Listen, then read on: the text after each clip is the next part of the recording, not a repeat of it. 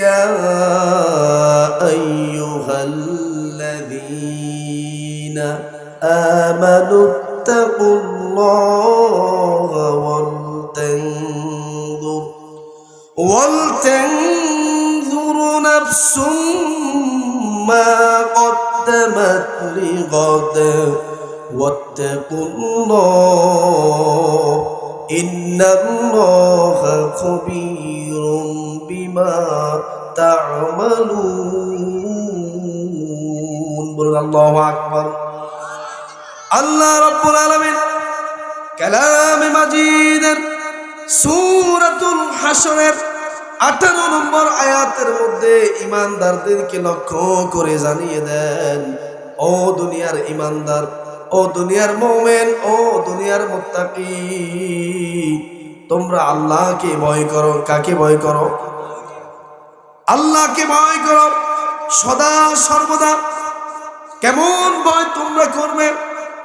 এমন ভয় তোমাদেরকে করা লাগবে যে ভয়ের কথা আল্লাহ রাব্বুল আলামিন জানিয়ে দিয়েছেন।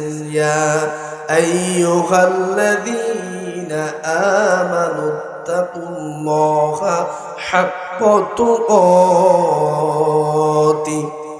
আল্লাহ পাক কালামে মাজিদের সূরাতুল আলী ইমরানের 102 নম্বর আয়াতের প্রথম অংশে জানিয়ে দিয়ে বলেন, ও দুনিয়ার ঈমানদার, তোমরা আল্লাহকে ভয় করো, হাক্কা তুকাতিহি, যথাযথভাবে ভয় করো। আপনি দিনের আলোতে ভয় করবেন, কিন্তু রাত্রে ভয় করবেন না। আপনার টার্গেট হচ্ছে আমি রাতের 12টার পরে ফজরের আগ পর্যন্ত যা কিছু করব তা তো পৃথিবীর কোনো মানুষ দেখবে না, কি ঠিক আছে কিনা? আপনার টার্গেট হচ্ছে আমি যদি দিনের আলোতে করি তাহলে তো সব মানুষে দেখলো, কি তাহলে এটা কি খারাপ হবে? আর রাতের 12টার পরে সমস্ত মাখলুকাত ঘুমিয়ে যাবে, আমি ওই সময় কাজটা করি নিব। ওই সময় তো কে দেখবে না? কেন ওই সময় কে দেখবে? ওই সময় পৃথিবীর কোনো মানুষ দেখবে না, কোনো মাখলুকাত দেখবে না। দেখার মতন একজন আছেন, তিনি কে? যে আল্লাহ মৃত্যুর পরে আমার আপনার কাছ থেকে দুনিয়ার আয়ুর হিসেব নেবেন, দুনিয়ার হায়াতের হিসেব নেবেন। আপনি রাতের আধারে করেন আর দিনের আলোতে করেন, আমার আল্লাহ সব কিছু দেখতেছেন। এবং কিরামান কাতিবিন, দুইজন সম্মানিত লেখক আপনার আমলগুলো নোট করতেছেন, ঠিক কি না? এই জন্য আল্লাহ বলেন, বান্দা, এই পৃথিবীতে তোমাকে আমি স্থায়ীভাবে হায়াত দিই নাই, নির্দিষ্টভাবে হায়াত দিয়েছি। ওই নির্দিষ্ট পরিমাণ সময় ছাড়া তুমি এই পৃথিবীর জমিনে আর বেশি থাকার কোনো সুযোগ হবে।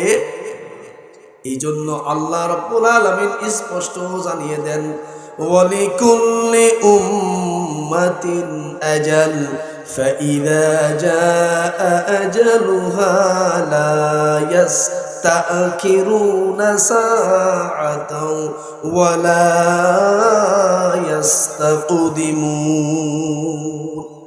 আল্লাহ পাক কালামে মাজিদের মধ্যে স্পষ্টভাবে জানিয়ে দিয়ে বলেন, ওয়ালিকুল্লি উম্মাতিন আজাল, ও দুনিয়ার বান্দারা, তোমরা কান পেতে শুনে নাও, আমি সমস্ত কওমের সাথে নির্দিষ্ট করে হায়াত লাগিয়ে দিয়েছি।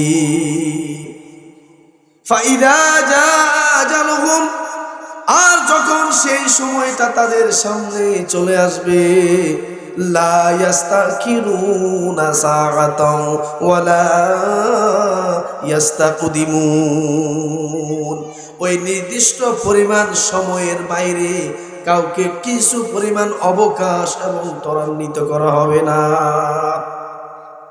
লক্ষ লক্ষ টাকার মালিক, অনেক সম্পদের মালিক, কানি কানি সম্পত্তির মালিক, ব্যাংক ব্যালেন্সের মালিক, আজরাইল যদি আপনার সামনে আসে, ফাইদা জাআ আজালুহুম, আপনার অন্তিম মুহূর্তে আজরাইল যদি চলে আসে, ওই অবস্থায় যদি আপনি কয়েক কোটি টাকা আজরাইলকে দিয়ে বলেন, ভাই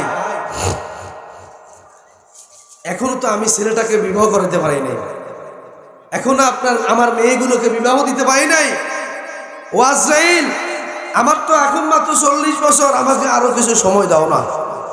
তুমি নাও এই 5 কোটি টাকা নিয়ে যাও, ওর কথা বলেন না।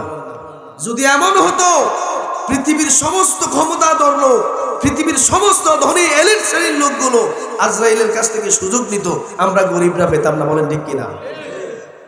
আল্লাহ কি সেই সুযোগ দিছেনি? আরেকটা হাদিস, আরেকটা কথা শুনে নেন, সহিহ হাদিস। বিশ্ব নবী সাল্লাল্লাহু আলাইহি ওয়াসাল্লাম গরিবের কথা যেহেতু আসছে, একটা কথা বলি আপনাদেরকে। আল্লাহ রাসূল বলেছেন ধনীদের 500 বছর আগে গরিবেরা জান্নাতে চলে যাবে। আর এই দুনিয়ার 500 বছর নয়, কিয়ামতের 500 বছর দুনিয়ার 50,000 বছরের সমান। তার মানে 50,000 বছর আগে, ধনীদের আগে গরিবরা জান্নাতে চলে যাবে। এজন্য গরিব হয়ে আমরা খুশি না বেজার? আমরা এভাবেই থাকতে চাই, আমাদের বেশি দরকার নাই, অল্পতে আমরা তুষ্ট থাকবো। কি ঠিক আছে কিনা?